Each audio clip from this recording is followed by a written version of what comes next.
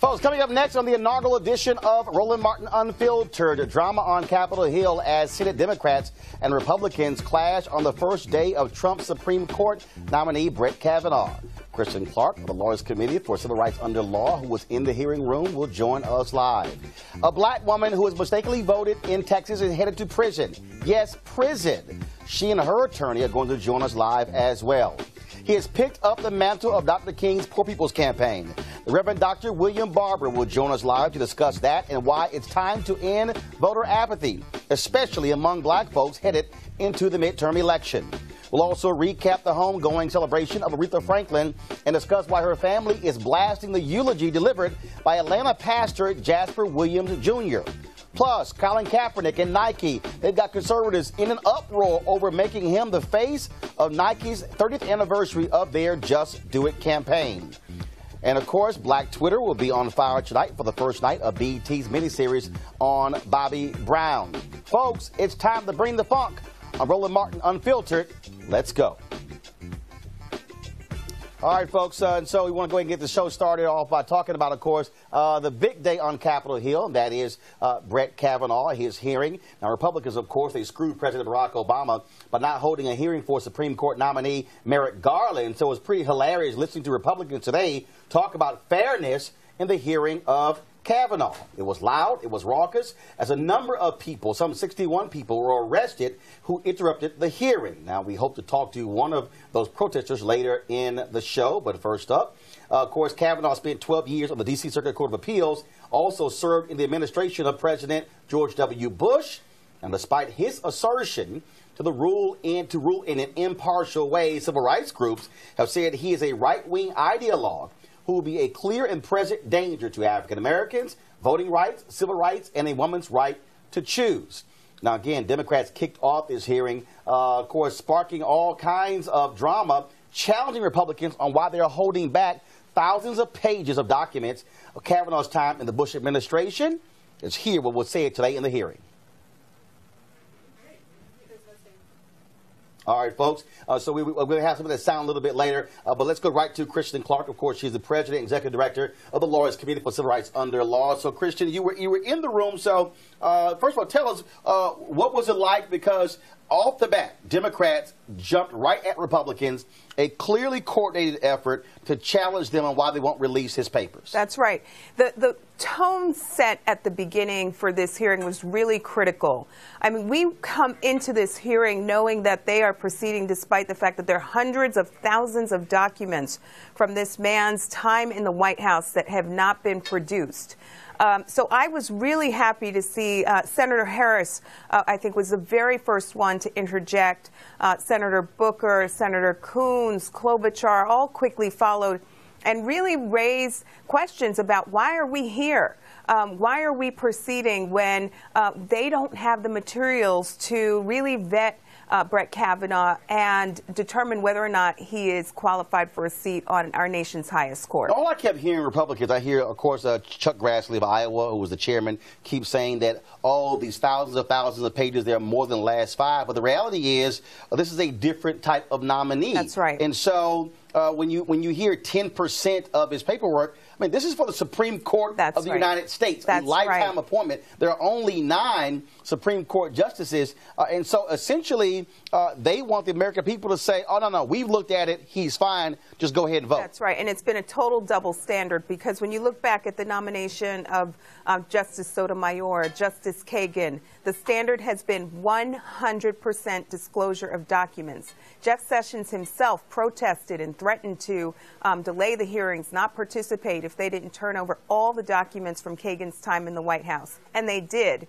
But instead, what we're seeing is something we've never seen in our country's history.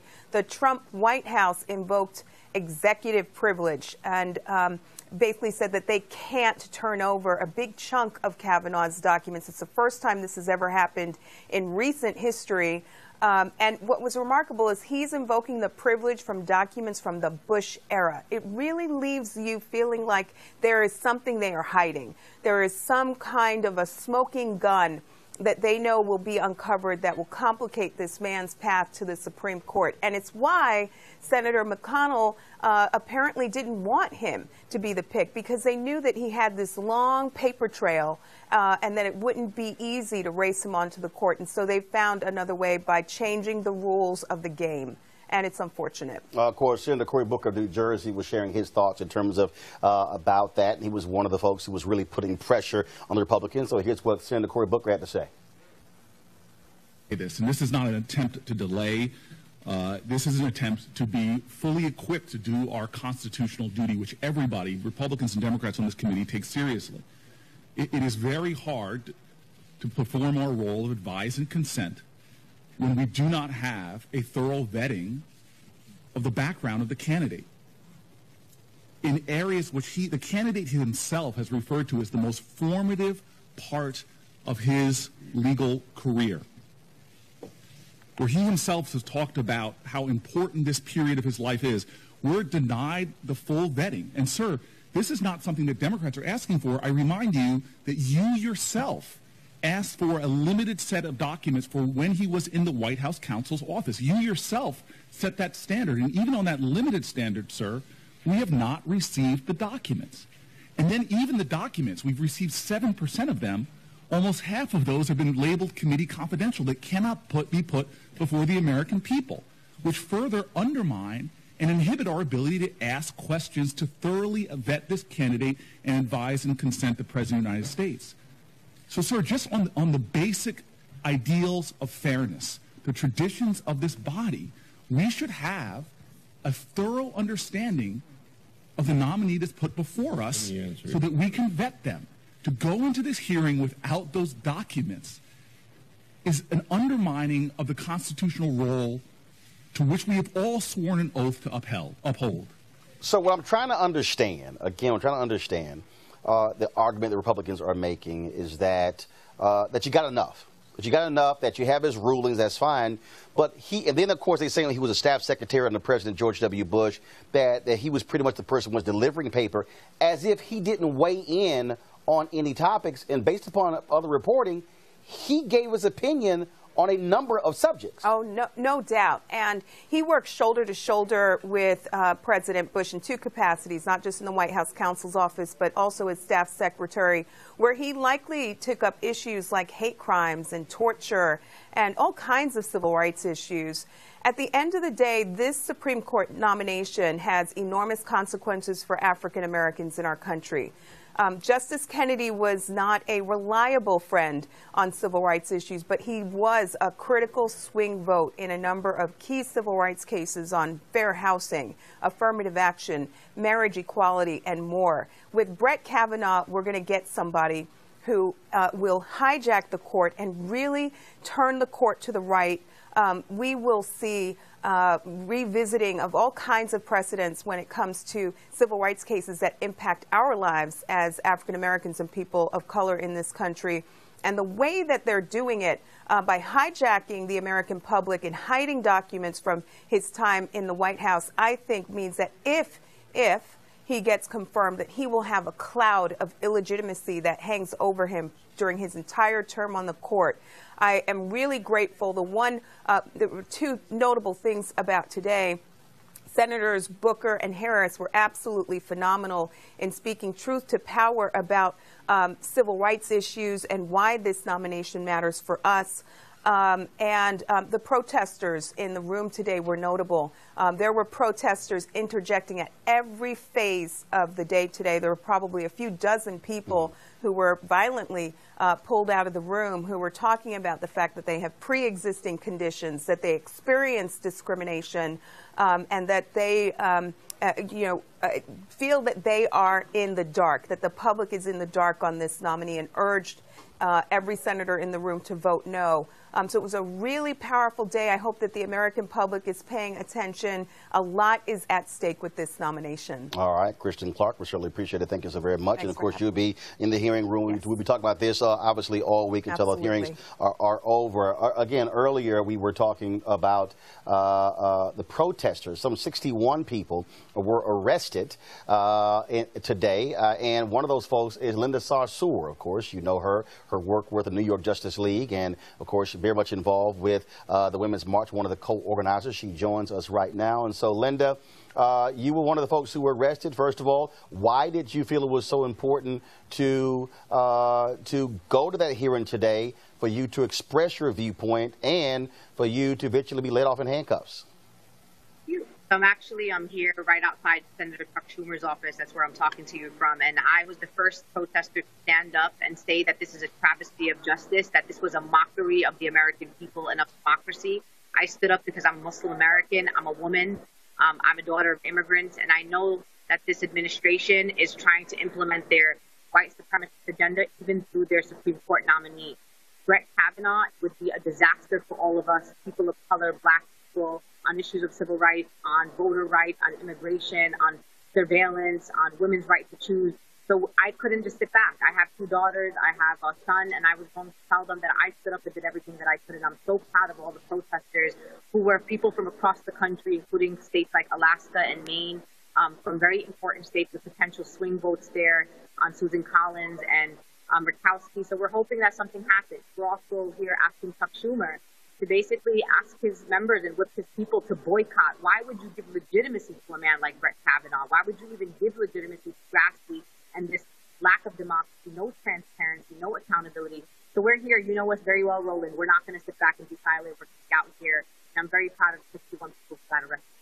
And again, Linda, you have folks who are saying that Democrats need to be a lot tougher. Frankly, they were not as adamant when President Barack Obama appointed Merrick Garland, even though I also argue vehemently that he should have appointed a black woman to the Supreme Court that would have put a different set of pressure on Republicans to at least give that person a hearing. And so pretty much folks are saying, look, Democrats can do whatever they want to. It's a guarantee that Kavanaugh is going to get confirmed. And so to the people who say you're wasting your time, what do you tell them? This is not a waste of time. We were able to raise awareness amongst the American people. There are videos that are going viral that are allowing people to pay attention to their senators, both Republicans and Democrats, seeing who's going to put a vote on Brett Kavanaugh. The vote for Brett Kavanaugh is a vote against women, people with disabilities, people with pre-existing conditions, immigrants, I mean, all of us. And so this is a message for the 2018 elections and the 2020 elections, and it's not a waste of time. We also know that there are ways around this, that the Democrats boycott and forced to adjourn these hearings. And the Republicans have done this to us, Roland, so many times. Why are we not asserting the same power and the same rights? And our elected officials are accountable to us. So we're not just here to stand up to the Republicans. We're here to stand up to the Democrats to say we need to be more bold. This is not about just rhetoric and little viral videos of you saying things that you think are important. This is about you actually taking action. That means not showing up to the hearing and getting all of our Democrats to unite together and say that this man is not a legitimate Supreme Court justice nominee, and let's move on and let's not take this vote. All right, folks.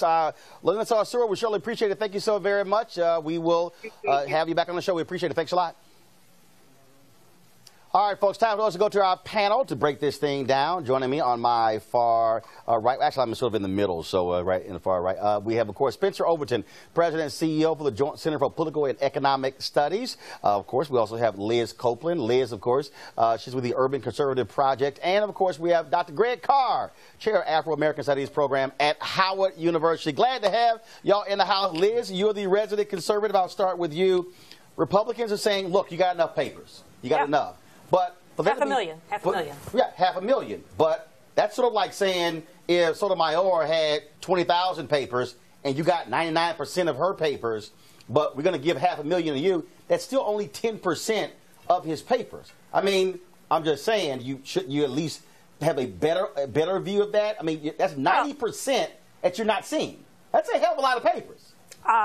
You lost me on the math. It's only about 42,000 papers from his time as secretary, White House secretary, that were in question. My understanding, those are the ones who were last night. Hold on. 42,000 papers that they released last night. Yep. And a day before. Y'all had enough time to look over 42,000 papers. Right. And then Chuck Grassley said, hey, we sent them as PDFs. Right. I mean, I'm a fast reader. Come on. But I can't read 42,000 papers in 15 hours. The reality is that's a fair criticism to say, if you want this to be transparent, we already have a lot of questions about the legitimacy of the president who's in the office and how he behaves and the decisions that he makes.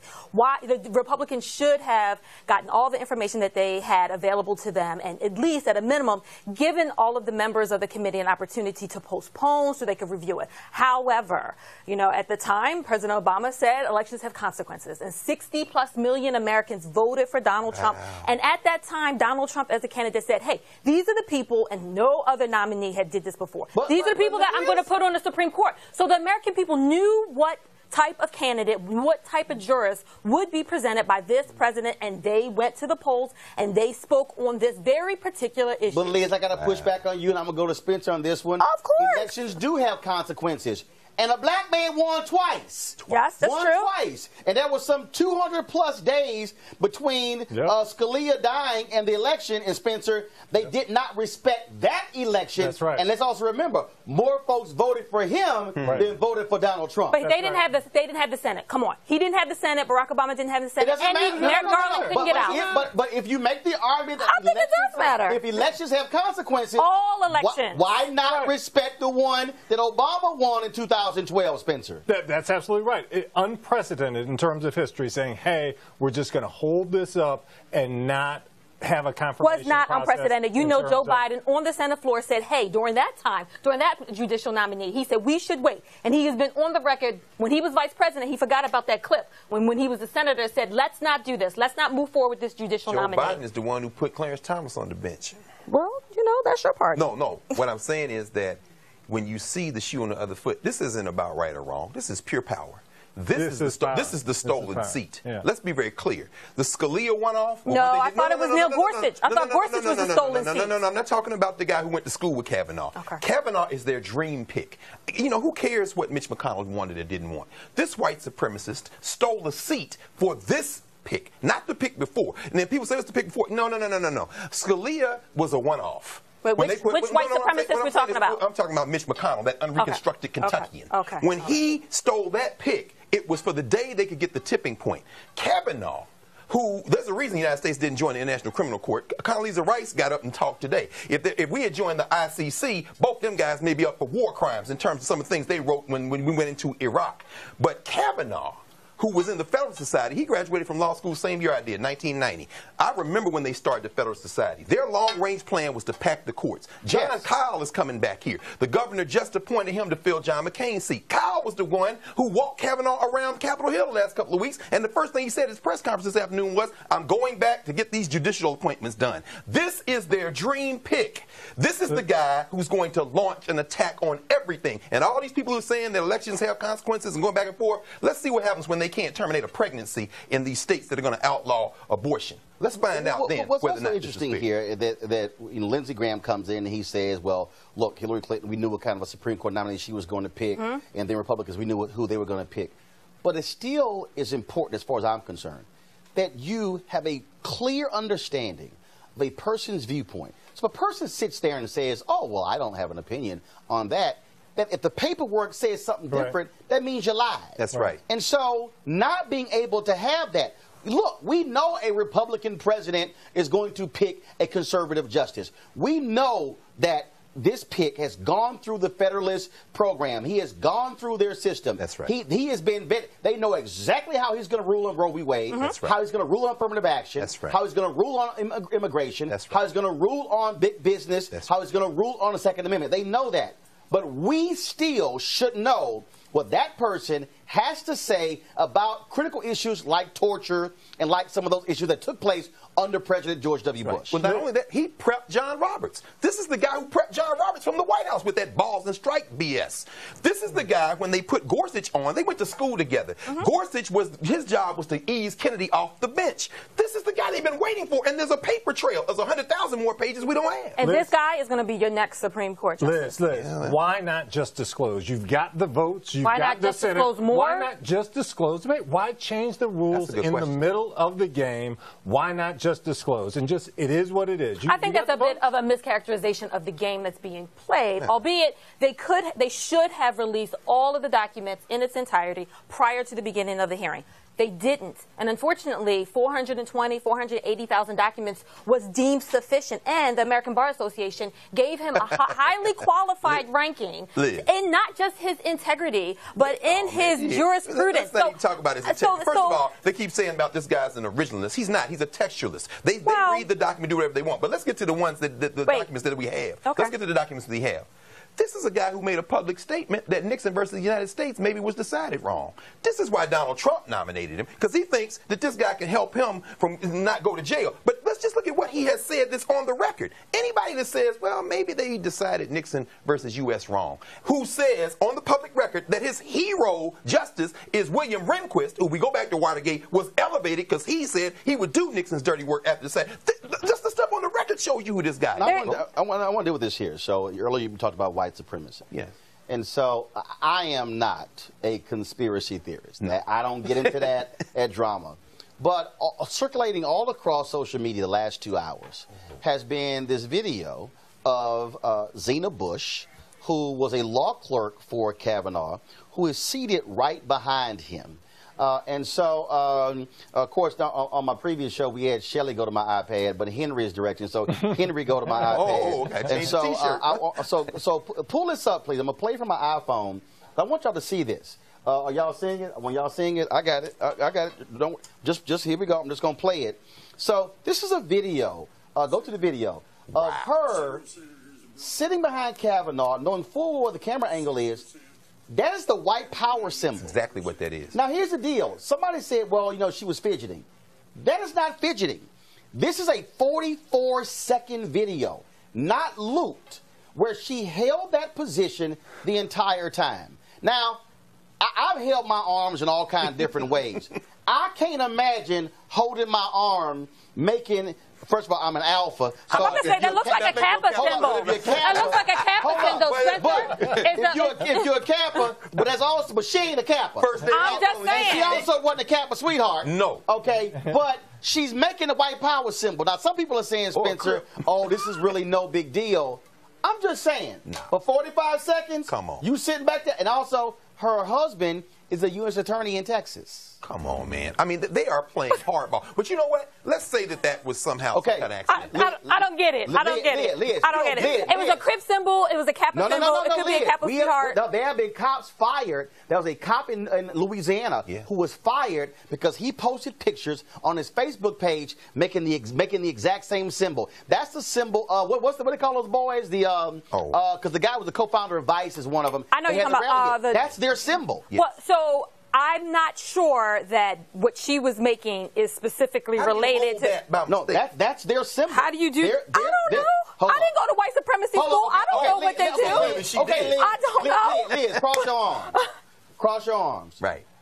Right. You see? You ain't. Hold up. You don't naturally go. Right. Wait, That's called a move. With that look on your face. I can't figure that out. I'm not even going to try to reenact that. We'll read something into this one, Liz. When the man who lost his son at Parkland touched this man on the shoulder, and he turned around and looked at him with utter contempt for a few seconds before he buttoned his jacket and walked away. What was that about? Well, so this fine again, human being, this great humanitarian. I never said anything to that regard. You're now making quotes that I never even made. Okay. But here's the deal. To your point, when he turned around, the official statement was that the security intervened. I didn't see security intervening. I saw. Y'all keep talking. I didn't see that. Play the video. I didn't see that. What I saw is a gentleman reach out his hand, and this nominee did not extend to shake his hand at all. Now, I don't know if it was contempt. I don't know if it was a look of disgust. But I know it was a missed opportunity, and it does speak to his temperament. It does, or at a minimum, his interpersonal relationship skills. Henry, go to my iPad. Here's the video. Hold up. Let me start it over. I see it. This is the video right here. Hi, I'm so-and-so, stuck his hand out, and all of a sudden he walked away. Yes.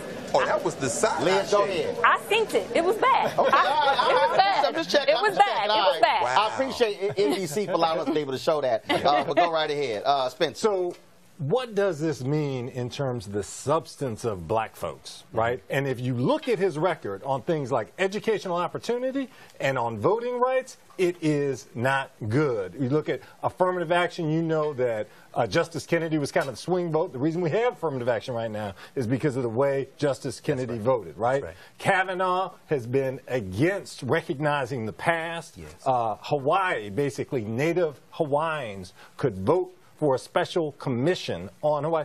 That was struck down, and Kavanaugh basically filed a brief to strike it down. Voting rights.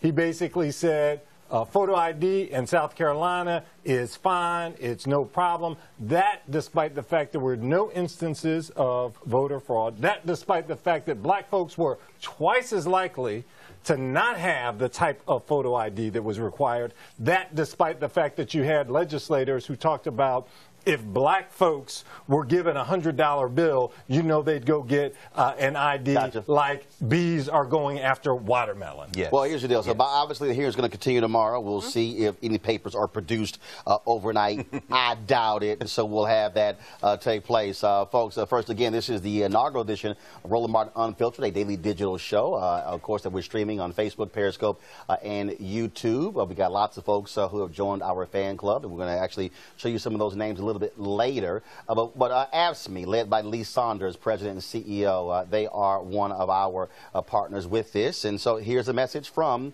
Lee Saunders. Thanks, Roland. It's an honor to contribute to Unfiltered and to launch this partnership with you. I look forward to being with you every few weeks, offering my perspective about current issues.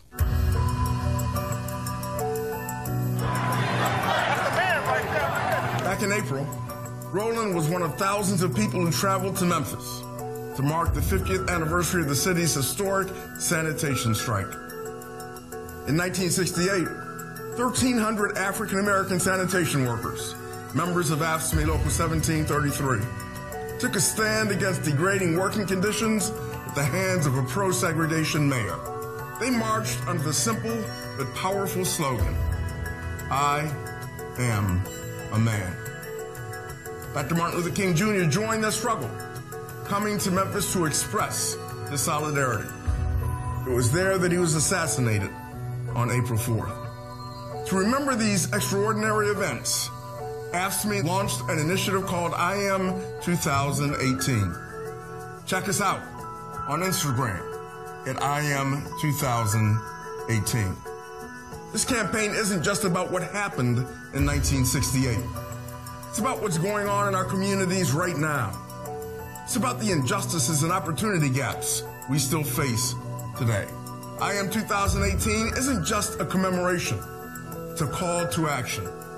A call to action to keep fighting for civil rights, workers' rights, and basic human rights. A call to action to get involved online and in your communities. A call to action to fight for change, block by block, tweet by tweet. I Am 2018 didn't end with our events in Memphis this spring. This is a sustained campaign now, reaching one of its most important phases. Election day is in 9 weeks. The stakes are high, and your participation is essential. In cities nationwide this fall, we will be telling the Memphis story again, connecting it to today's challenges, asking people to answer the call to action by engaging directly in the electoral process. There's no better way to honor the heroes of Memphis than to vote in this year's election. Thanks very much. And I'll see you next time. Don't forget to follow us on Instagram at I Am 2018.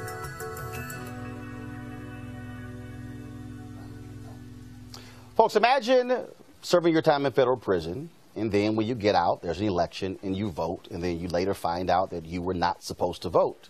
You might think that was an innocent thing until you're prosecuted. That's the case of Crystal Mason, a woman out of Fort Worth, Texas, who is returning to prison as a result of voting in an election. She says it was a simple mistake. No one told me I couldn't vote, and all of a sudden you're sending me back to jail. Crystal joins us right now, along with her attorney, Kim Cole, out of Fort Worth. Glad to have both of you here on Roland Martin Unfiltered. Kim, I want to go to you first, being the lawyer, because so where do we stand now? Is it over? Has she been sentenced, and must she now report to prison? Well, it's not over, but she has been sentenced, and she is due to report to prison in 9 days. The state case is on appeal, and so she's out on an appellate bond fighting that particular conviction. And the federal case, just last week on August 30th, the judge revoked her supervised release in her federal case, and so now she's due to report to prison in 9 days. However, we are vigorously working to get that decision overturned. Crystal, this has to be stunning for you. Here you are putting your life back together, and then all you did was vote in an election. It's not like you were trying to actually do it. And to have to face nearly a year in prison, I think back to the cost to taxpayers when it comes to housing a federal inmate. I mean, it just makes no sense.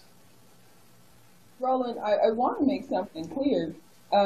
Crystal's not only looking at almost a year, she also has been sentenced to 5 years in prison on the state case. That's the voting conviction. So she's looking at almost 6 years in prison. So the 10 months is for a probation violation, and Texas is saying since she had voted legally, she's going. So that's 6 years in prison. For voting. Crystal, go right ahead. Right now, everything is pretty much overwhelming for me, and I am not ready to go back to prison at all. And so, and Crystal, take me through. So, what election was it that you voted in? And you said, look, no one told you. So when you got out of prison, there were no paperwork. There was nothing there that they said, look, these are your rights, what you can and cannot do.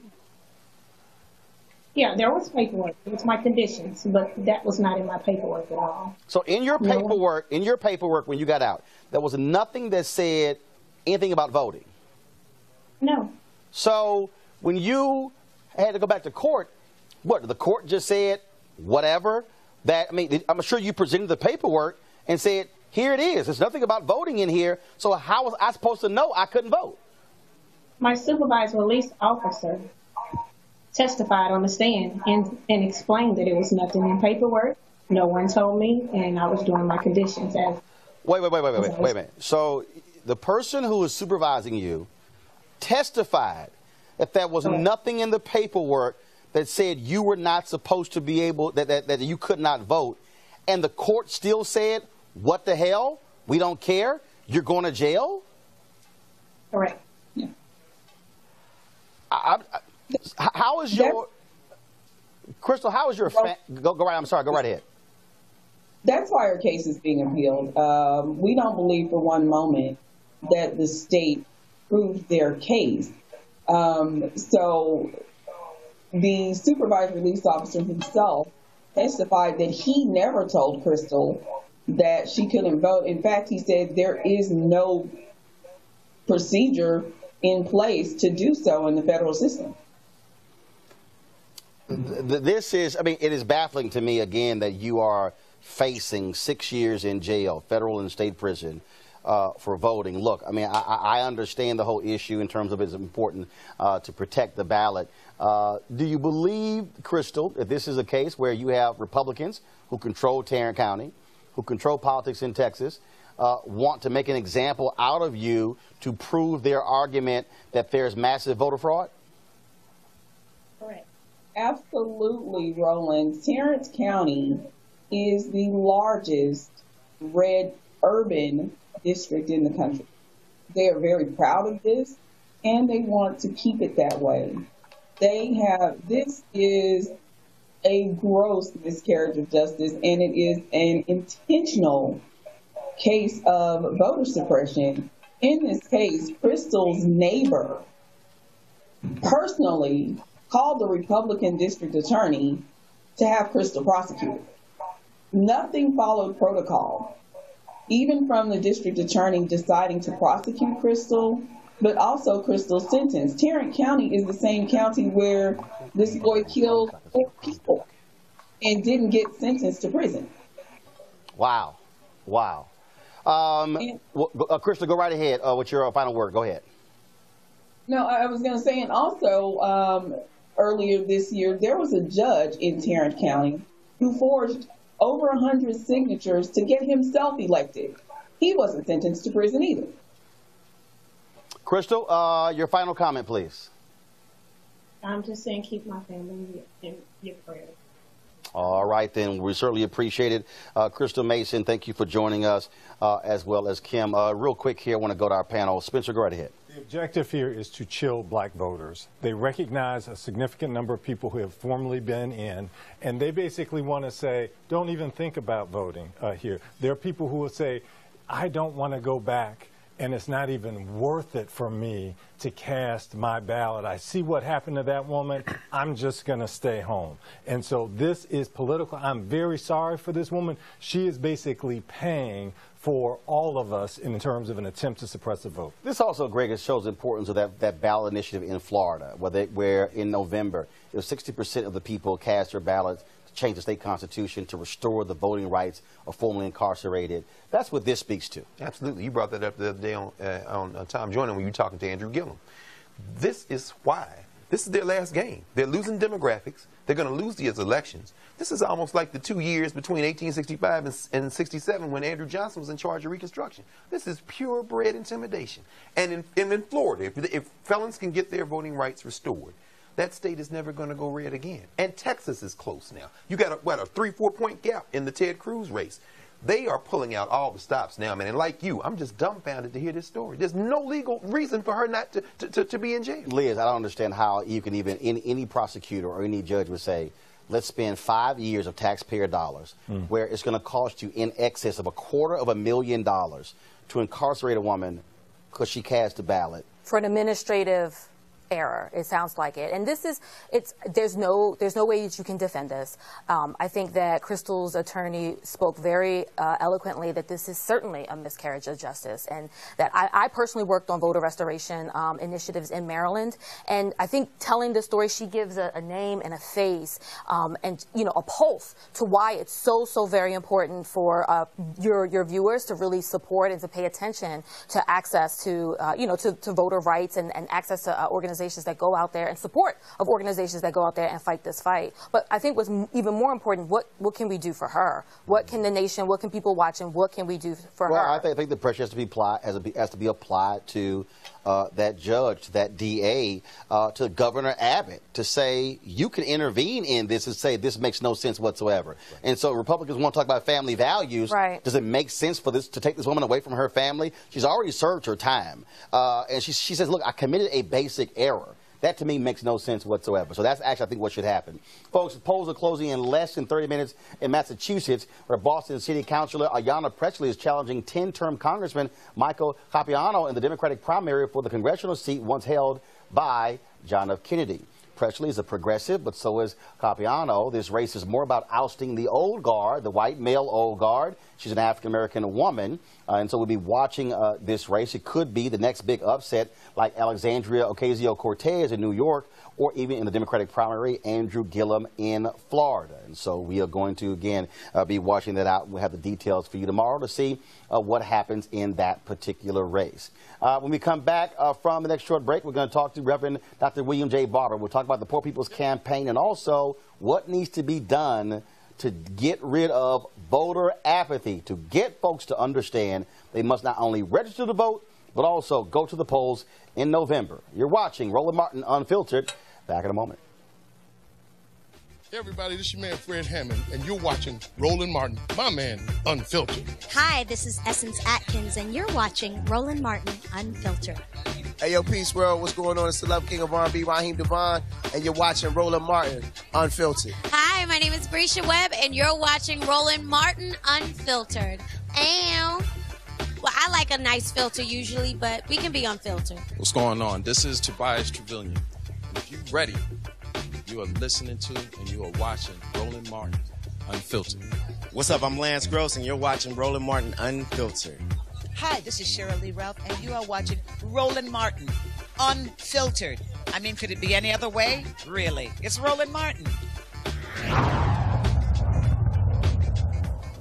Of course, he is a strong man of the word. He is, of course, the former state conference chair of the North Carolina NAACP, a board member of the NAACP, and has been traveling all across the country with repairs of the breach, working with many other organizations for the Poor People's Campaign. Of course, they launched that, picking up the mantle of Reverend Dr. Martin Luther King Jr. and the Southern Christian Leadership Conference, which was the last movement Dr. King was involved in before he was assassinated on April 4th, 1968. Joining us via Skype right now is Reverend Dr. William Barber. Doc, you just heard me talk about that sister from from Texas. Here she is facing 6 years in prison because she didn't realize she wasn't allowed to vote. You and I have dealt with this whole issue of voter suppression and voter intimidation. That appears to be the Republicans' plan all across this country, not just in Texas, but you see it in your state of North Carolina, which I call the 21st century Alabama. Indeed. And first of all, let me just celebrate Roland Unfiltered and celebrate the work that you're doing in your panel. You know, you're exactly right. Voter suppression that we've seen and we fought in North Carolina and actually won against in North Carolina in many instances is the card that's being played. The most underreported story is not what Russia may have done, but what voter suppression in fact has done. Millions of votes were suppressed. In Wisconsin, for instance, where Trump won by maybe 30,000 votes, there were 250,000, almost 300,000 votes that were suppressed.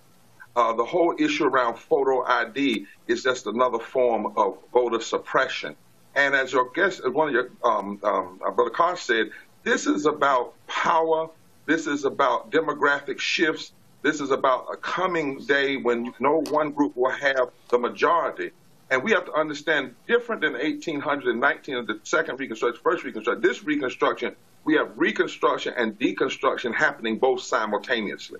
And voter suppression is at the heart of it. And what we are seeing, when you talk about those 200,000+ in Wisconsin, that's not just black folks. They're targeting elderly white people. They're targeting young voters. There was a clerk in a clerk in Wisconsin who said that she purposely moved an early voting location off of a college campus because in the last election, too many of them were voting Democrat, and she moved it to a smaller location way out with a smaller parking lot, which basically was a way of telling people, oh, my goodness, I came up, lines were long, I'm just going to go ahead and go home. Those are the tactics we're seeing happen across the country.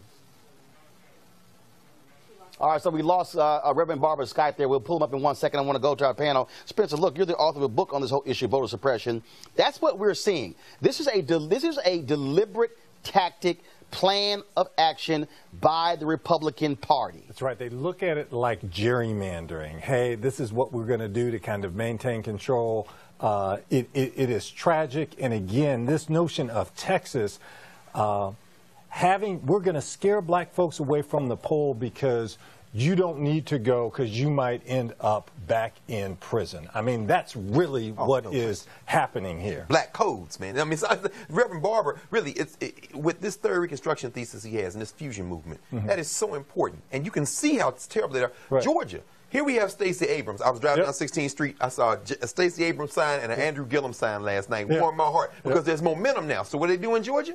They threatened to close all the polling places except a few in this area. And what happened? In a county that is 61% African American. Unbelievable. But to your point, Roland, and this is what Reverend Barber's been talking about. And the individual who was the consultant who suggested it was a donor to the Republican nominee for governor. That's right. That's so exactly not an impartial individual. Not at all. But what happened? People not only expressed their outrage with their mouths, they got organized. And that's the power of what Barber is doing. Right. The threat now is that it's going to overwhelm. As you pointed out with Gillum the other day, man, they had him in 4th place, brother. They polling the wrong people. Right. They're not polling these people who are organized. Liz, the issue that we keep seeing, and I'm going to come back to you after I go back to Reverend Barber. I think we got him back. Okay. We keep seeing this. Reverend Barber, we have you back? Yeah, I am. Here we go. When I talk about what is deliberate, in your state of North Carolina, the Republicans were busted by having a targeted laser. The federal court said a laser-like focus targeting African Americans. They literally asked, when are black people voting? And 70+% of African Americans who voted early voted in the first week, which is why they eliminated early voting across many of these counties to have just one location. And at one point, there was even a chair who suggested one early voting location for Mecklenburg County, which is what Charlotte is, 900,000 people to only have one early voting location. That is deliberate. Well, and interesting, this court, not another court, this court that we have, the current Supreme Court, said surgical racism. Now, when people who tend to be racist in their decision have to call out the racist, that's pretty racist. And they said it was true. No question. No question. They said it was surgical racism. And what we have to, it wasn't just photo ID. They went after early voting. They went after same-day registration. We were able to prove that 50% of women didn't have, not just black women, didn't have the kind of photo ID they wanted. That it was impacting older people. One lady was over 95 years old, and it would have stopped her from voting, and she's been voting for 60, 70 years. But all of this is because, Roland, at the end of the day, the greatest opportunity is in the South. Southern states are really not red states or blue states. They are non-voting states. If you build black people and progressive whites and brown people in the southern states, you can turn about 5 southern states right now, North Carolina, Virginia, South Carolina, Georgia, Mississippi, Florida, and even Texas. If that happened, the whole political concepts have been torn apart. The solid South is down. The wall has been broken. And that's the great fear. The great fear is that we wake up in the South and we do fusion organizing. These extremists are no longer winning in the South by 12 points and 13 points.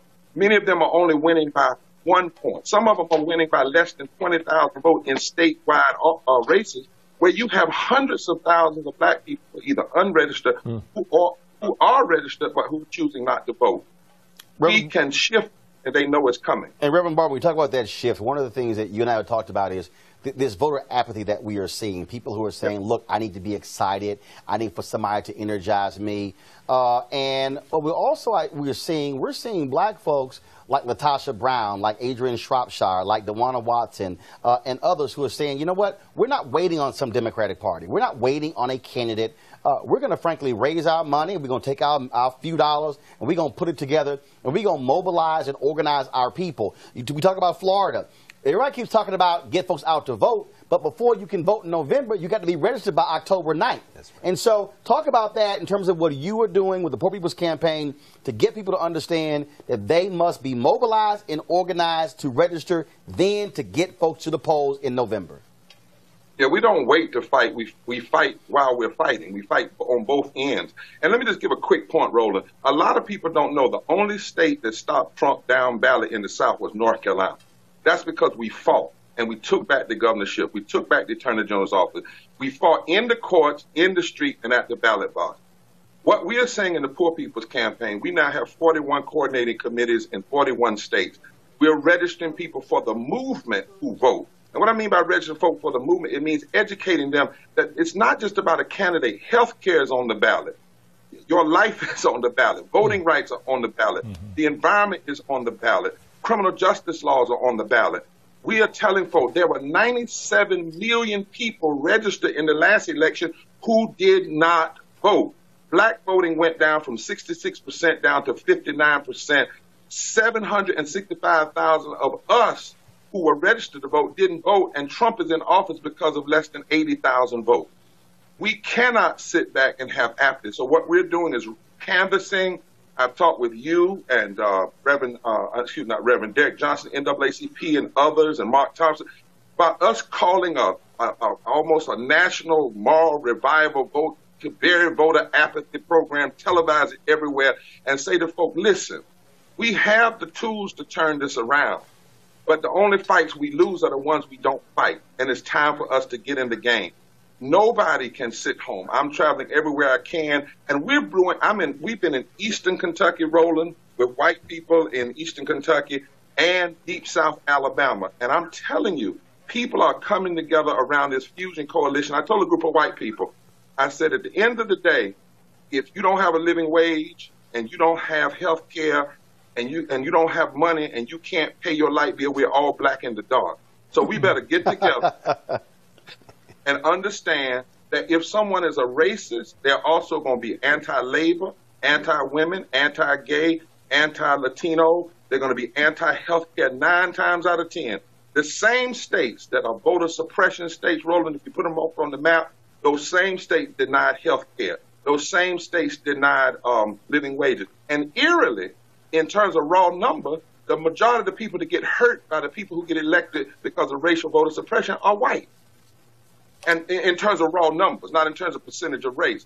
So we have to build a fusion coalition in this season to beat back all of this extremism. And that's what we're trying to do across the country. I want to give Liz an opportunity to weigh in on that. Liz, I keep saying, Republicans, they can talk a good game about trying to get black votes, but as long as they are denying black people the opportunity to vote, and with these tactics, which are borderline legal, the refusal to deal with Supreme Court gutting the Voting Rights Act, they are not going to get black votes. As Common said in Glory, freedom is like a religion to us. Right, right. I think it's telling. I mean, I don't know if any of you guys are in the GOP strategy rooms, but I am. And when they talk about winning elections, they really talk about Republicans against Democrats. And I've heard this, even in Maryland, which is a blue state. You know, we have a gubernatorial election right now. Governor Hogan. Blue state, Republican governor. Yeah, Republican governor. And so I've been in the room, and I have colleagues who are black Republicans as well, and especially in counties like Prince George's County, the most affluential black county in the country, and really gunning up support around a particular candidate. And party leaders have frowned upon our efforts to support a black candidate because that means that more black people, or well, no, more Democrats will come out. So which means more black people. Which means more black people. And so when I'm in the room, I have to stand up and say, wait a minute, you know, this is important for us to make sure that we support a person. But I never feel comfortable bringing up the issue of race, because Republicans are not racist. There's no racism in the party, but it's that kind of, you know, behind the scenes, hidden messaging about winning, the W's and the L's versus, you know, the Republicans beating out the Democrats. But at the end of the day, when you're strategizing and you're looking at polling places and you're looking at the demographics of the district and down to the polling location, it's really about suppressing black vote.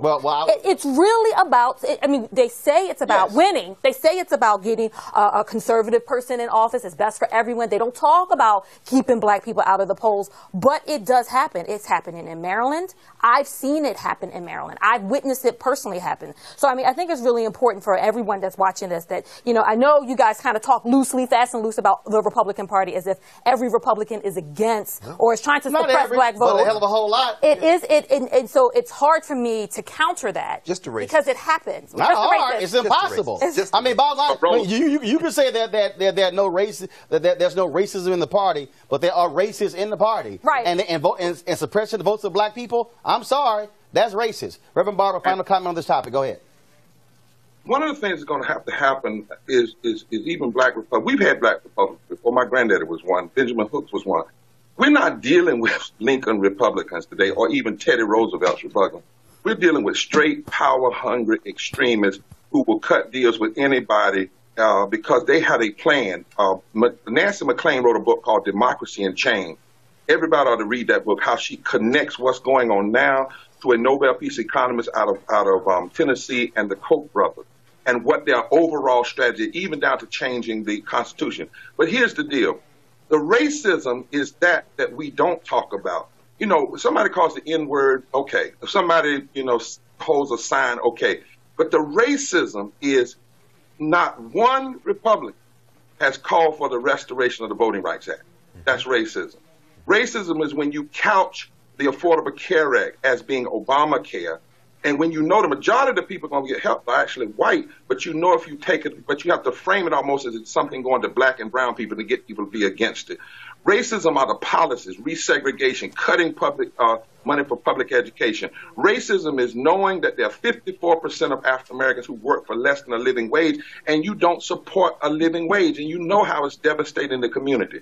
This is the kind of racism we have to talk about, and it doesn't always come across nasty. In fact, it can be Gentile and follow parliamentary rules and the order.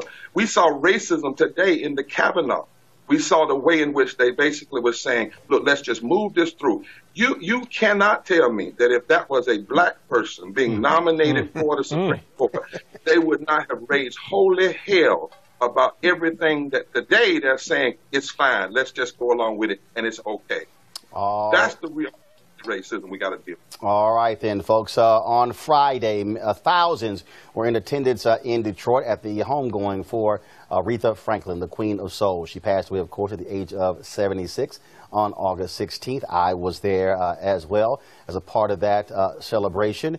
Here is some of the amazing eulogies that took place in Detroit at Grace Temple on Friday. All of her life, she supported the causes. She was a feminist before feminism was popular. She was a civil rights activist when it wasn't popular. She gave us pride, and she gave us a regal bar to reach. And that's why we're all here. We don't all agree on everything, but we agree on Aretha. She was the soundtrack of the civil rights movement. You know, the other Sunday on my show, I misspelled respect. And a lot of y'all corrected me. Now I want y'all to help me correct President Trump to teach him what it means. I was here for the Rosa Parks funeral and watched long lines at the museum for Rosa Parks, long lines for Aretha, long lines today. We have long lines to celebrate death and short lines for voting.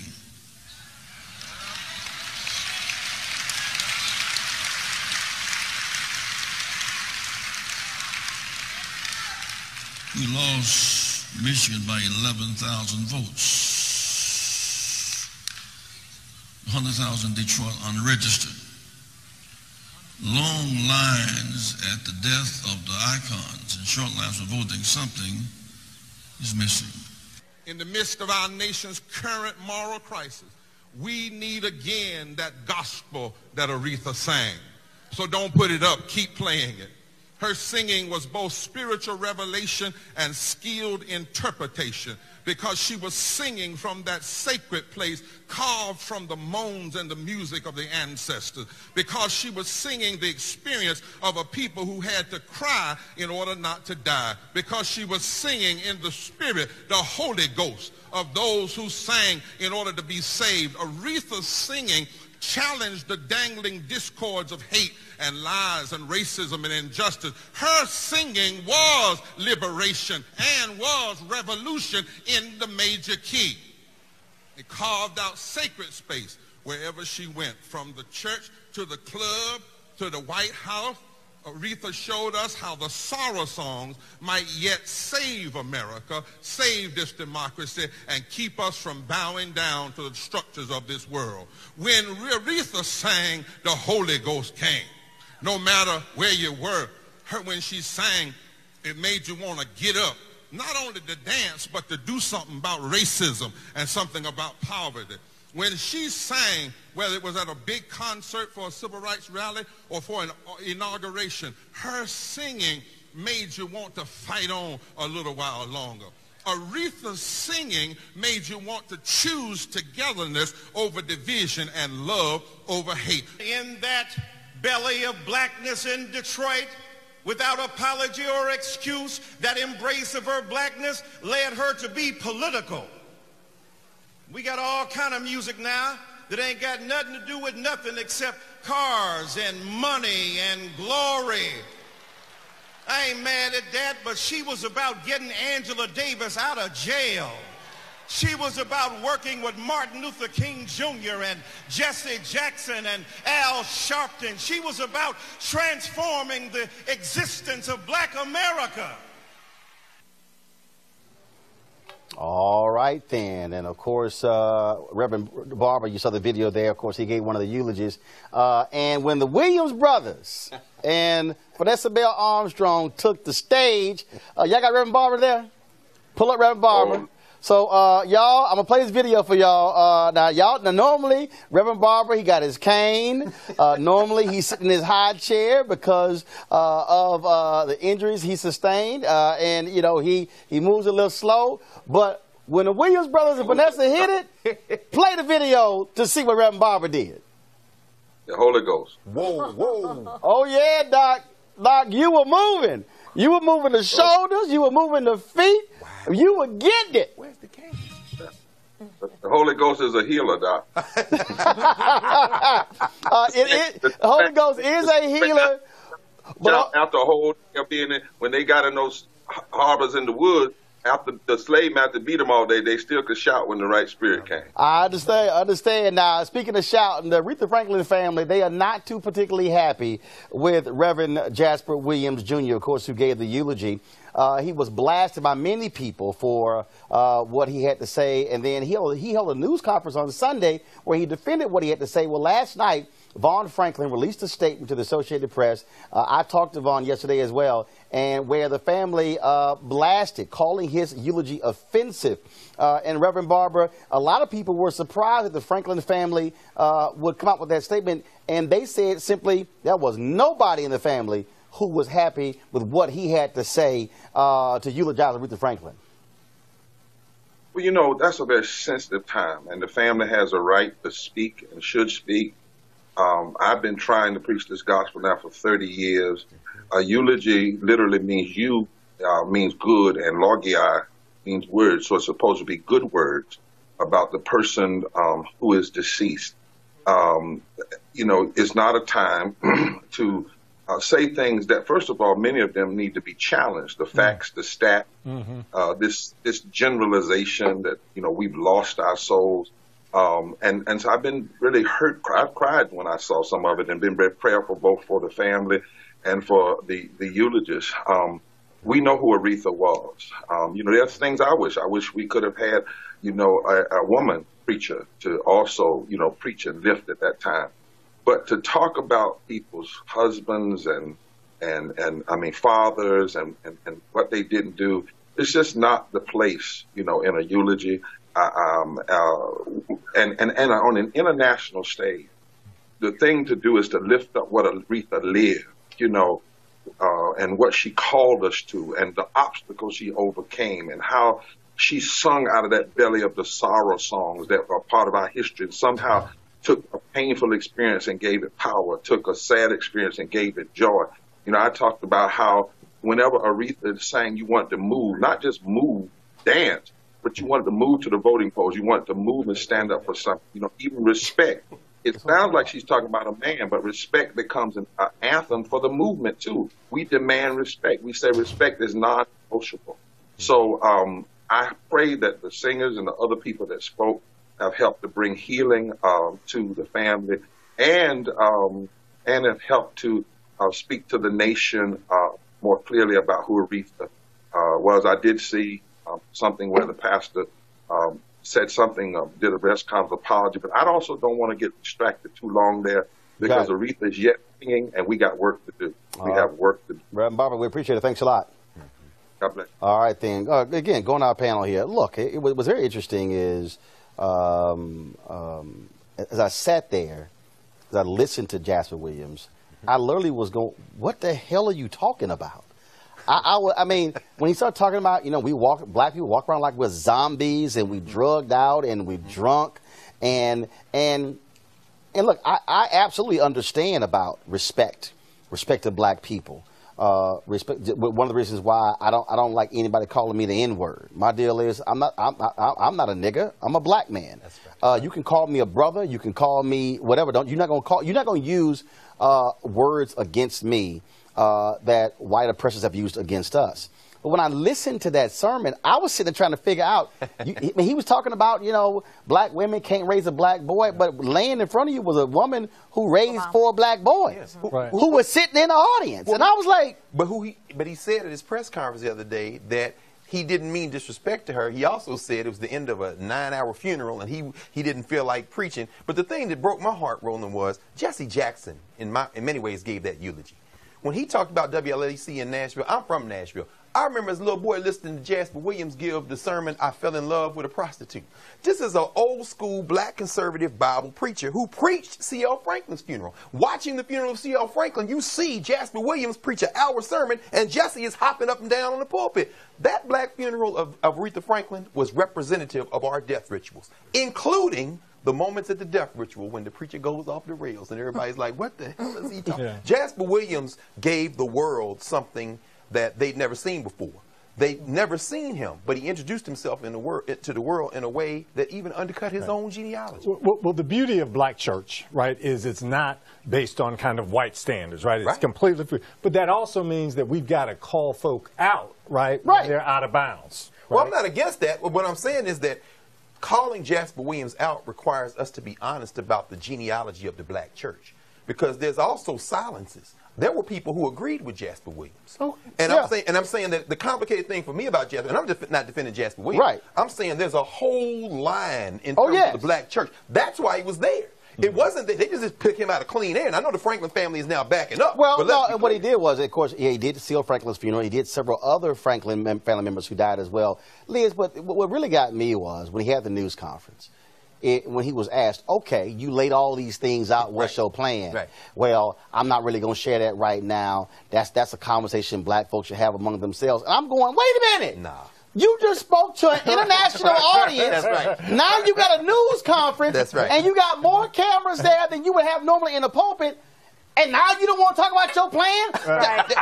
Hello, that's the time to talk about What's your plan? He certainly could have corrected the record or just taken that as an opportunity to change the conversation and kind of honor Aretha Franklin's life and her legacy, and to kind of, you know, take a step back and be reflective. And she was an honorary member of my esteemed sorority. I'm a Delta Sigma Theta Sorority Incorporated member. Yeah, we got you. And they had Deltas had their mega service on Tuesday, of course, at the Wright Museum. Yes. So yes, go. But you got your Delta shout out. You got my Delta shout out. All my wife a Delta too. I got you. Shouts out to the light skinned soror. So I think it's important. I think it's important.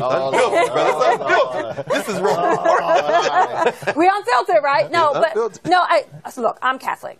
And I was watching the ceremony because, you know, like, not all of my family members are Catholic, and I've been to the black church, and I get it. It's a gathering. There's some black Catholic churches. I grew up in one of them. There's some black Catholic churches, but they never reach the level of an AME, right? They never reach the level. They never obviously, you ain't been to the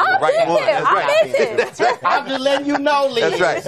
All right, I'll take your word for it. Hey, look, listen to St. Augustine. I'm just letting you know, the meeting in the Catholic church I grew up in was founded in my grandparents' living room. Okay, I've been to a black Catholic church. Roman Catholic. Roman Catholic. Yes. Okay, all right. There's more than, I mean, maybe they were Episcopalian saying they were Catholic. I don't know. That's where you went. I went to the Basilica of the National Shrine, the first basilica in the country. My point is this: watching it, it's still comforting. It's something very, very familiar to everyone watching that, and it was disappointing to kind of not only just hear what he was saying, but his behavior with Ariana Grande and the no. The other bishop. Jasper wasn't on stage when that happened. You talking about Bishop Ellis. Yes, but just the behavior, and then Black Twitter or all Twitter just kind of erupting about the behavior of black men in the position of power when they have positions of authority in our churches, and just kind of it just kind of creeped out until, you know, kind of casting a really wide blanket and generations on everyone. All those things happened, and then you had Stevie Wonder who came on and basically rebuked what Jasper Williams had to say. Gladys Knight brought it home as well. No question. And so at the end of it was 8 hours and 50 minutes. Okay, right. It started, the prelude was at 9:30 a.m. Man, and Jennifer Holiday didn't sing her last note until 6:50. And here's the deal. Okay, all these black people are like, oh my God, it's so long. Don't act like y'all ain't never been to no long funeral. Come on, for somebody didn't nobody know. But what about Chuck Woolery? His tweet saying that it was distasteful, and that was offensive. Like, who is he? And that's the beauty. But why is he critiquing? Why does he get a chance to critique it? Because he's irrelevant. So I mean, but the whole it got picked up on the media. But of course, which we don't control, which is hence why we have our own show here. No question. Okay, I mean, let's think about this as well. Here's something that very few people commented on. Louis Farrakhan is sitting on that stage. He didn't speak, but he was there. Barack Obama was not. Oh, they were mad as hell. Farrakhan was there. I'm sure they were. But here's the thing: because that was a black space, Bill and Hillary Clinton had to sit there and bear it. Meaning what? This is a space just like Roland Martin Unfiltered. We control this space. Right, that's what it was. And Aretha Franklin knew Farrakhan. That's exactly right. Friends with Farrakhan, stood with Farrakhan. That's right. He was there. And Detroit was number #1 in the Nation of Islam. And all the folks who are mad, if you want to be mad that Farrakhan was there, then you want to get mad at Aretha. But see, that's what people crack me up. They don't want to get mad at Aretha Franklin. Right. No. But they want to say, well, why was he there? Because he was a friend of hers. Yeah. No question. I'm like, whatever. All right, folks, we're going to take a break right now. First of all, let me explain to you. Roland Martin Unfiltered is supposed to be a 1-hour show, but we're live streaming it, so we went overtime our inaugural show. What the hell? It happens. So we're going to take a break. We're going to come back. We're going to talk about Colin Kaepernick. I know y'all got something to say. I got to go. What's wrong, Liz? I got to go. I got to. You ain't got nothing to say about Colin Kaepernick? What? You wear Adidas? Is that what it is? Republicans buy sneakers, too. Ain't they with Michael Jordan? Take a break. We'll be right back. Roland Martin Unfiltered. We'll talk Colin Kaepernick and Nike.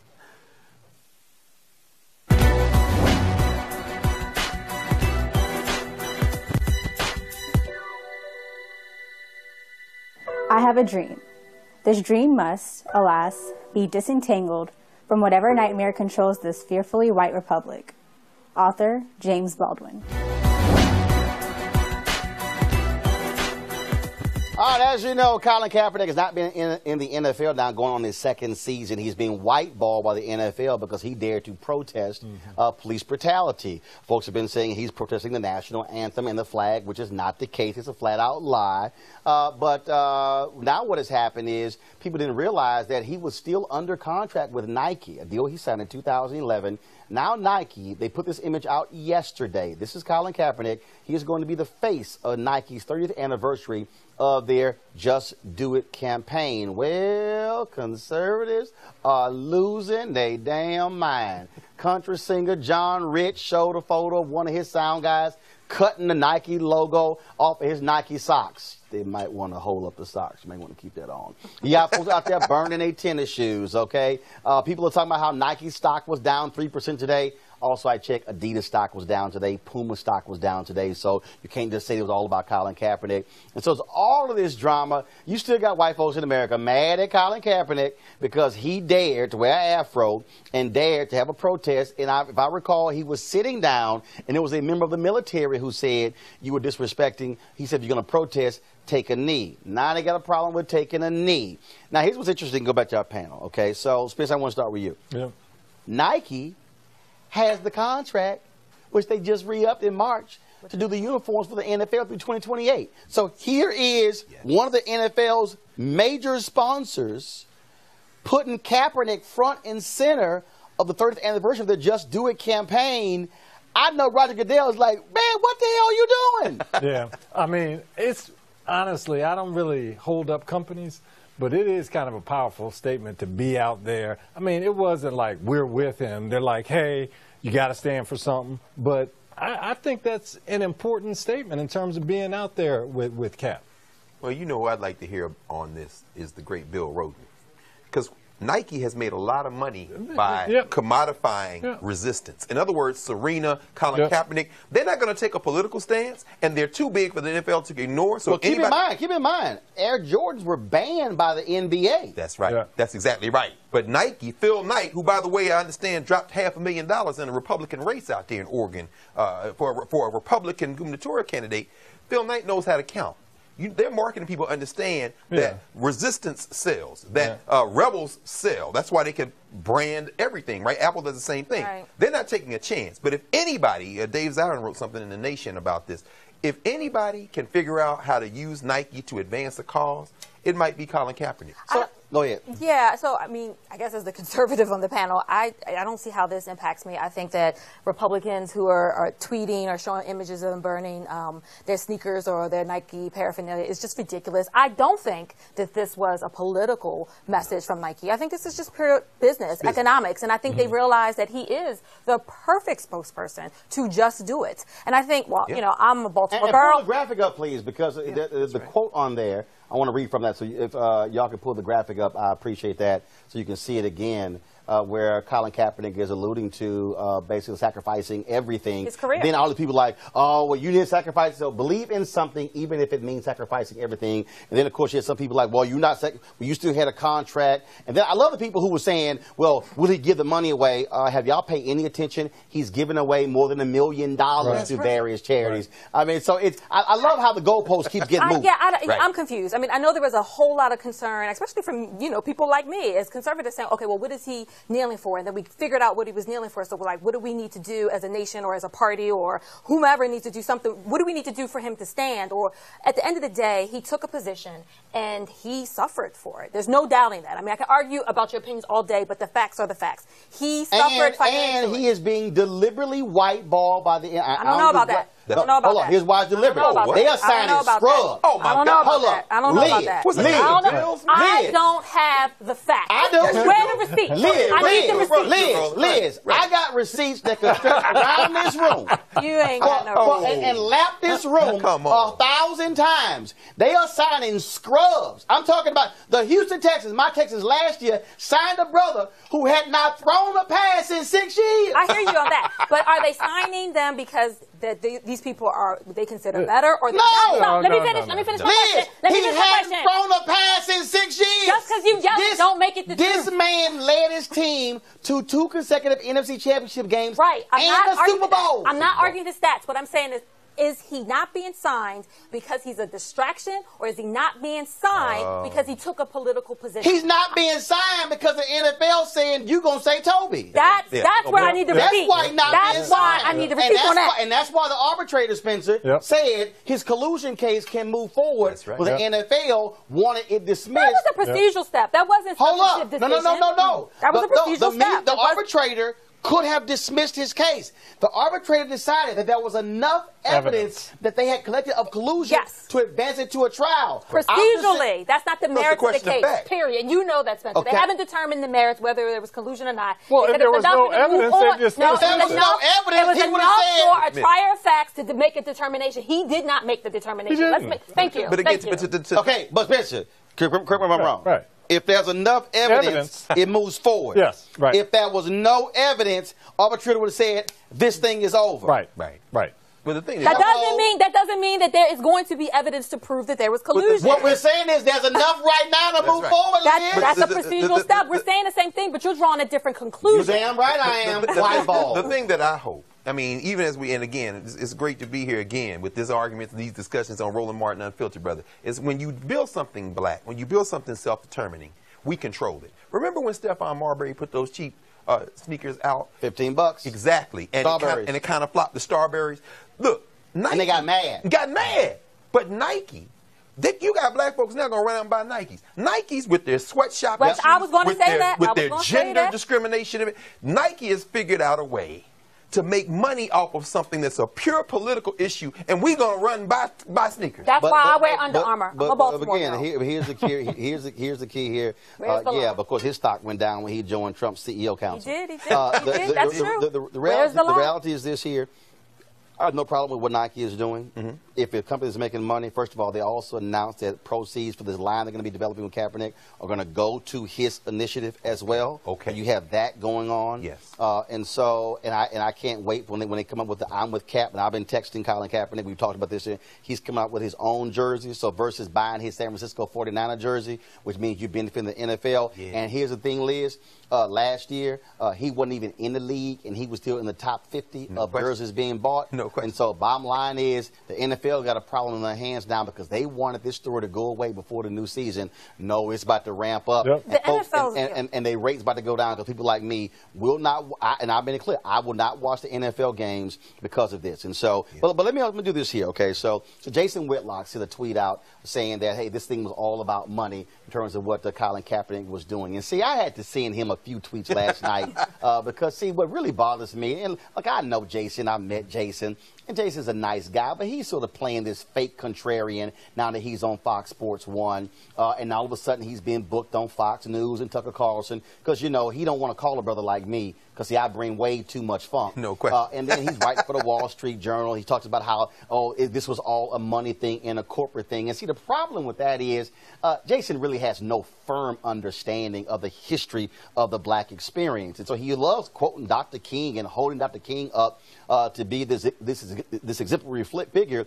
But I do recall that the March on Washington initially was called the March on Washington for Freedom. But because the labor unions were paying for it, they said, you got to put jobs in this thing. That's how it became the March on Washington for Jobs and Freedom. Then 1964 in Atlantic City with the Mississippi Democratic Freedom Party, when they wanted to seat that black delegation, that the King initially testified on behalf of that group and Fannie Lou Hamer. But it was President Johnson who said to the labor leader, Walter Reuther, he said, look, you tell King, he said, you put pressure on him and make it clear that if he don't stop and get on our side, you gonna pull his funding. He went to Dr. King. Dr. King realizing that if the funding was pulled by the labor unions, they couldn't fund the movement. So therefore, he went along with the compromise of the Democrats, much to the consternation of those black folks from Mississippi. See, that's corporate influence, Dr. King. But also, I do recall, Jason, in 1964, Dr. King wins the Nobel Peace Prize. And when he comes back to Atlanta, all the white folks in Atlanta say, look, we ain't doing nothing with this black man with the Nobel Peace Prize. Yet, it was the CEO of Coca-Cola who said, let me make it clear, Atlanta's going to put on an event celebrating our own person, winning the Nobel Peace Prize, and all y'all going to show up. And if y'all don't show up, we might move out of Atlanta. Guess what? All them racist white folks showed up at the hotel to celebrate Dr. King. See, that's a corporate America using its influence to change. I think about the anti-apartheid movement, where folks put pressure on companies to divest. Those companies took that decision and impacted apartheid in South Africa. The point I'm trying to make to folks like Jason Whitlock is, look, if you want to come in this arena and talk about news and politics, do me a favor, read a damn book, have an understanding of black history as opposed to this not deeper than a mustard on a hot dog knowledge that you actually have on this. That's the real problem here. And so what Nike is doing is good. Should we call out Nike on other things that we disagree with? Absolutely. But to somehow suggest this was always a money thing for Colin Kaepernick shows you really don't understand what's happening with these black athletes. And what we also understand, Jason, is that when these black athletes, when they use their power to stand up and put pressure on folks, then you're going to see things happen. That's really, Jason, what America really can't stand, is when black folks realize they have power and then start using that power, which is why a brother like me didn't wait for somebody else to give me a show. I decided to own my own. That's why this is Roland Martin Unfiltered. Gonna take a break right now. All right, so I'm warning y'all right now, if you're on Twitter, Black Twitter will be taking over tonight when this comes on, just let you know. And so we'll be chatting with Bobby Brown next Monday right here on Roland Martin Unfiltered. See, that's how we do it. All right, final thoughts before we gotta go. We way over time, but what the hell? I mean, we own this, so we can do a little. Come back. Good to be back. This show today is a perfect example of why we need Roland Martin Unfiltered. Every day we need to have a discussion like this. Thank you very much. Yeah, thank you. I'm so honored to be here. And welcome back. Well, you never left. It's like, you know, you never left. You were still there. And we just had to plan it for, right, we had to get to put some plans together. That's right. Roland, all I would say is I share this sentiment. I'm glad to be back. Glad that you're back, most importantly. And y'all, please tell your grandmom and them how to work these computers so that everybody can watch. Right. Absolutely. So let me give everybody a breakdown. So the deal is this here. Roland Martin Unfiltered is going to air every day, 6 p.m. Eastern, on Facebook, on YouTube, on Periscope as well. Now, soon as we hit end, when the show ends, you're going to be able to actually watch this on those same platforms on VOD, Video on Demand. Now, we're going to restream the show at 10 p.m. Eastern, at 2 a.m. Eastern, at 6 a.m. Eastern, then at 10 a.m. Eastern. We'll be back tomorrow live at 6 p.m. We also will have the audio and the video podcast as well. Let me also tell you about our Bring the Funk fan club, because look, bottom line is this costs money. Sending cars for our guests to come here costs money as well. And so my goal is very simple. I keep saying we've got to fund our own freedom. We've got to have our folks who realize we have a part in this. So we created this Bring the Funk fan club to create charter members, where we asking, our goal is to get over the next year, and I would like for it to be done a lot sooner than in a year, 20,000 of our followers to contribute a minimum of $50 to join our fan club. Now, why is that the case? Because, again, this is about independent. We're going to be taking this show on the road. We're going to be broadcasting from Los Angeles, from New York, broadcasting from different conferences and different events, and we need to be able to not just depend on corporate America and their advertising dollars. And so I'm talking to various companies as we speak, but also I want us to be a part of that. So if you go to RolandMartinUnfiltered.com, you can actually join. If you say I can't give 50, fine. You can give $5, $10. It doesn't matter, any amount. But what we really want to do is, again, to get 20,000 of our members. Tomorrow, we're going to start. I'm going to call out everybody who's already signed up to be a charter member. We're going to roll the credits beginning tomorrow. I'm going to name every single person every day of a shout out to those folks who've actually contributed to make this show possible. And so that's what we have lined up. We got a lot of great things lined up for you this week. I've already gotten the confirmation. So on Thursday, Omarosa will be here talking about her book Unhinged. Yes, that shall be an interesting conversation. And then, of course, as I said, Bobby Brown will be here on next Monday. We also, of course, will be talking about Brett Kavanaugh, the hearing on tomorrow. Also, be dealing with a story out of Florida where a couple of black men are missing, and where Tyler Perry has put up $100,000 for a reward for information leading to where those young black men are. We'll be talking about that story as well. Why are we doing this? Very simple. We have been losing our black media voices. Look, my show was canceled by TV One in December of 2017. This was a place where we were able to come and talk about our issues unapologetically, and that I still felt that was needed. A lot of people out there doing podcasts. Well, this is going to be a podcast as well, but I want to do something that was different with this particular show, and that is having it as a live show. We have to control our narrative. We must be in control of what we say and what we do, and covering the stories that you know are not going to get covered on cable news. You know are not going to get covered on broadcast news, and that's one of the reasons why I launched this venture. We've got a great team of people who have been working on this nonstop, folks, for the past 8-9 months. All of this you see, Henry, give me a wide shot. All of this you see, the control room, this was literally, folks, put together in 2 weeks. team worked all around the clock making it happen, and so I got to give all of them a shout out. And so we still doing things in terms of changing our look and stuff along those lines. But what this is about is, again, us controlling our destiny and telling our story. And so that's what we're going to do every single day. We want this theme to continue. We want it to flourish.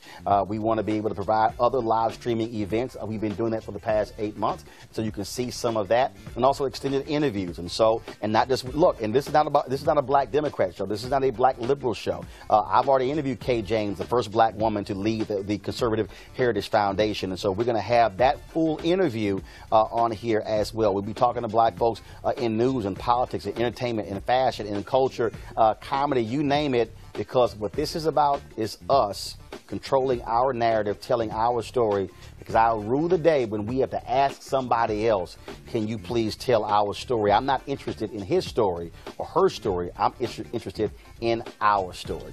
We want to thank you for watching this first edition of Roland Martin Unfiltered. Yes, we went 28 minutes over time, but it's all good because guess what? We ain't got dealing with any network drama because we can just keep going if we want to. And so we were supposed to show this at the beginning of the show. Cindy Heron, so I'm going to give y'all the backstory real quick. Cindy Heron and Terry Ellis of En Vogue. When we did News One Now, I asked them to put together a theme song. And then folks said, no, we don't really like it. It sounds outdated. I thought it was funky. And so the opening of the Smithsonian Museum of African American History and Culture, Terry says, we got a gift for you. And I was like, oh, okay, all right, y'all got a gift for me. And so then she said, Cindy and I are going to gift you this song because of what you have done for black people. She says you don't have to pay for it. You can use it however you want to. Slick was the producer of this. And so this video is actually supposed to run at the beginning of the show. We're going to close with this video. But the song you're hearing, the voices of En Vogue members, Cindy Heron and Terry Ellis, and this song is produced by Slick. Folks, I shall see you tomorrow right here on Roland Martin Unfiltered. Holla! He's got it. Whatever the biz, he's on it. Whatever it is, he's got the scoop, the fact, the find. And when it breaks, he's right on time. And it's rolling. Best believe he's knowing. Putting it down from sports to news to politics. With entertainment just for kicks, he's rolling.